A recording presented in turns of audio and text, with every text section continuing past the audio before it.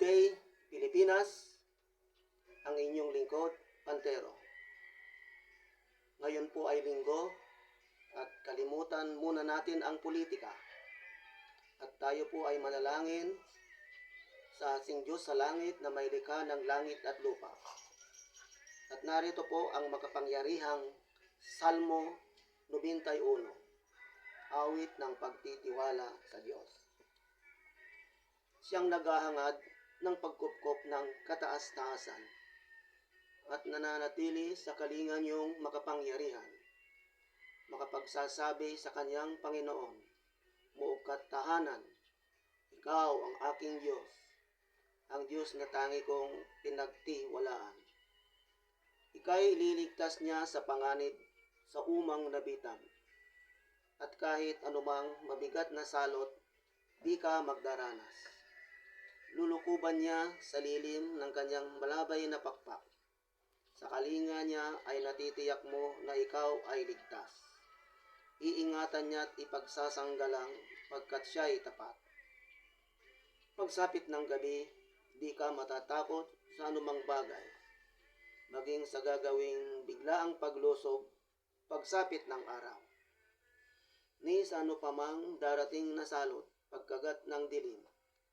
Di ka matatakot sa kasamaan mang araw kung dumating. Kahit na mabuwal sa iyong harapan ang 1,000 tao. Sa iyong paligid ang bilang ng patay maging 10,000. Di ka matatakot at natitiyak mong di ka maaano. Ika'y nagmamasid at sa panonood iyong mamamasdan. Yaong masasama ay makikita mong pinarurusahan, sapagkat si Yahweh ang iyong ginawang tagapagsanggalang, at ang pinili mong mag-iingat sa iyo'y kataas-taasan. Di mo aabuting ika'y mapahamak at walang daratan. Kahit anong uring mga paghihirap sa iyong tahanan, susuguin niya ang maraming anghel, silang susubaybay. Kahit sa ang dako ikaw maparoon, tiyak iingatan.